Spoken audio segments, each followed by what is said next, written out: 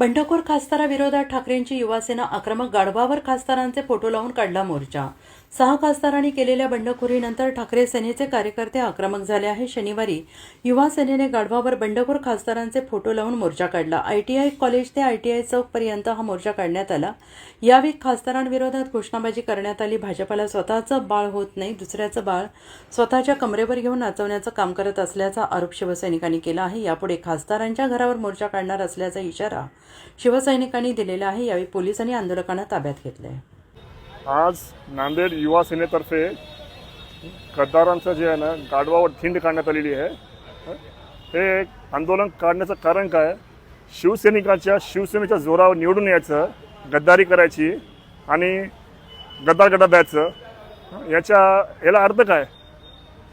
काय अर्थ याला? शिवसैनिकांनी मेहनत करायची, शिवसैनिकांच्या नावावर निवडून यायचं आणि गद्दारी करायची। या गद्दारांना धडा शिकवासाठी हे आज आंदोलन करण्यात आलेले आहे।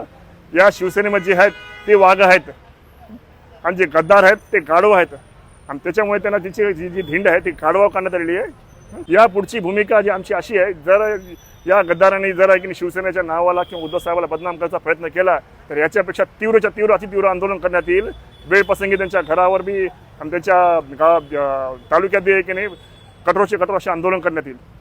आज गद्दार खासदाराच्या विरोधात जे फुटीर खासदार 6 गेले 100 कोटी रुपये घेऊन त्या भाजप सरकारनं फोडलेले त्या संदर्भात गाढवाचं आंदोलन केलं आहे। आणि या भाजपला कसं या राज्यात आणि या देशात माननीय अमित शहांना 2029ला पंतप्रधान करायचे, त्या पंतप्रधानांच्या माध्यमातून एकनाथ शिंदे ही खासदारांना फोडण्याची पद्धत चालू आहे, पक्षफोडणी। कारण की भाजपला स्वतःचं बाळ होत नाही।